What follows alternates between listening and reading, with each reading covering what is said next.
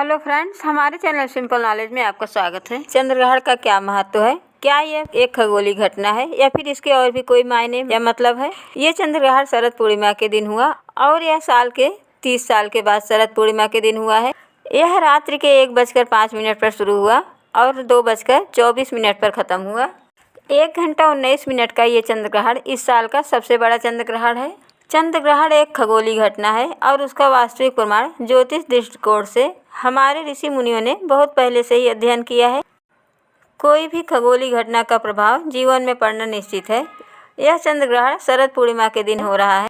शरद पूर्णिमा संपूर्ण पूर्णिमाओं के अंतर्गत सबसे श्रेष्ठ मानी जाती है। इस दिन अमृत का शरण होता है। आप इसको बहुत अध्ययन से देख सकते हैं। इस चंद्रग्रहण को पूर्ण रूप से देखा जाए तो 4.5 घंटा का सबसे लंबा चंद्रग्रहण है। ग्रहण कभी भी अच्छे नहीं होते हैं, उसके दुष्प्रभाव कहीं न कहीं ज़रूर होते हैं, लेकिन एक चीज़ अच्छा होता है और वो है साधना। चंद्रग्रहण के समय साधना एक बहुत अच्छा विकल्प है। भारतीय मौसम विभाग ने एक ट्विटर पर कहा था कि आसमान देखने वालों और उत्साही लोगों के लिए इस एक खगोलीय घटना के लिए तैयार हो जाइए। 28-29 अक्टूबर को आंशिक चंद्रग्रहण होगा। उसने आगे यह भी कहा था कि जैसे ही पृथ्वी घूमते हुए सूर्य और चंद्रमा के बीच आएगी, खगोलीय विज्ञान की सुंदरता को साकार होते देखेंगे। आंशिक चंद्रग्रहण तब लगता है आंशिक चंद्रग्रहण तब लगता है जब चंद्रमा का सिर्फ एक हिस्सा पृथ्वी की छाया में प्रवेश करता है। आंशिक ग्रहण में चंद्रमा के पृथ्वी के ऊर्ध्व वाले हिस्से पर पृथ्वी की छाया बहुत गहरी दिखाई देती है। आंशिक चंद्रग्रहण के दौरान लोग पृथ्वी पर जो देखते हैं यह इस बात पर निर्भर करता है कि सूर्य और पृथ्वी एक सीधे में कैसे हैं।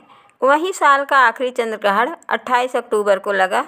यह 1:05 पर शुरू हुआ और 2:24 पर ख़त्म हो गया। चंद्रग्रहण का सबसे ज़्यादा प्रभाव 1:44 पर दिखा। इस चंद्रग्रहण को भारत के अलावा ऑस्ट्रेलिया, यूरोप, उत्तरी अमेरिका, दक्षिणी अमेरिका, एशिया, हिंद महासागर, अटलांटिक, दक्षिणी प्रशांत महासागर, आर्कटिक और अंटार्कटिका में देखा गया। साल 2023 का आखिरी चंद्रग्रहण खत्म हो गया है।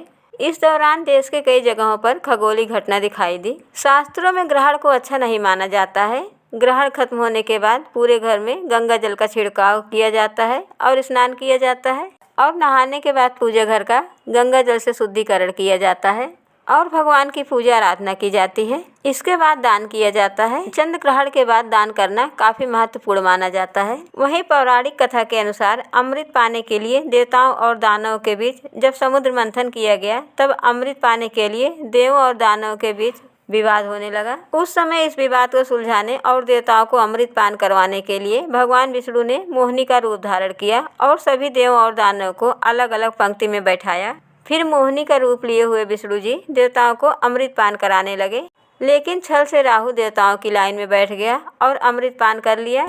उसे देवता की पंक्ति में बैठे सूर्य और चंद्रमा ने देख लिया और उन्होंने इस बात की जानकारी भगवान विष्णु को दे दी। इसकी जानकारी होते ही भगवान विष्णु ने अपने सुदर्शन चक्र से राहु का सिर धड़ से अलग कर दिया, लेकिन राहु के अमृत पान कर लेने के कारण उसकी मृत्यु नहीं हुई, जिसके बाद उसके सिर वाला भाग राहु और धड़ वाला भाग केतु के नाम से जाना गया।